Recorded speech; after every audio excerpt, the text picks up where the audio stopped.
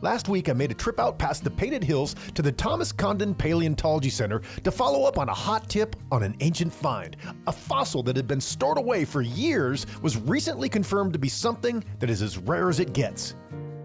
There's a working lab there that visitors can actually view when they arrive at the visitor center, but we're headed to a back room to a door that is under strict lock and key to get my own eyes on something that really puts our universe in perspective. This is the place where all the cool things live, and this is the nest right here.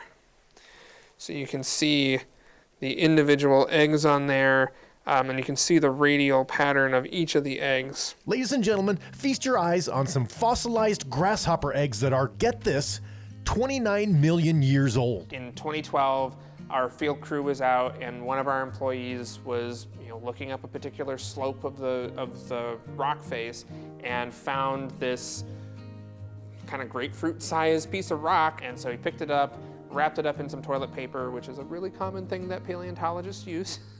And then we brought it back here to the visitor center, and it was stored away in our kind of like to be prepared sort of place for a few years until about 2016. This discovery was not quite like anything they'd ever seen before. This particular fossil, this grasshopper nest fossil, was so peculiar because we had only ever found isolated eggs before.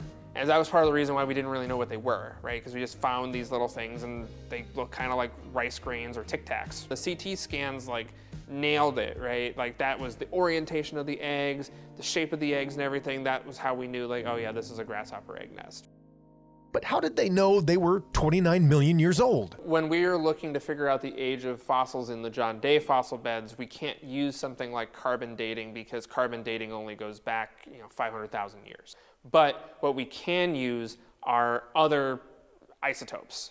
And so we go to these different ash layers and we look for these little crystals and we blast them with little lasers, and lasers kind of look at the distribution of the different elements. They used elements like uranium and lead to reveal its age. It's not as old as the dinosaurs, but sure a lot older than humans. And Oregon looked a lot different back then. The environment 29 million years ago here in Eastern Oregon is very different from what we see today. But it was, fairly stable climate. There was seasonality, right? So you did have a fall and a winter and a spring, and we know that because of the leaves that we find and the plants that were there. It was temperate, basically. It was a temperate climate, not like out here today, which is a sagebrush steppe. So of course the natural question is, should we be afraid? Should we be very, very afraid? Unlike Jurassic Park, right, there is no biological material in any of these fossils, right? You can't get DNA or anything like that out of these things at all. In fact, these particular grasshopper eggs are like little geodes, right? So when we were looking at them in the CT scanning, we saw oh wow, it literally looks like a geode, right? It's hollow in the center, there's crystals growing from the outside, and there's a hard rind on the outside, essentially. Oh, are you telling me that the closest I'm gonna get to Jurassic Park is at an amusement park? So no worries about any crazy monster grasshoppers being reanimated from over here. And even if they were, they'd be little, so. For Central Oregon Daily News, I'm Scott Elmas.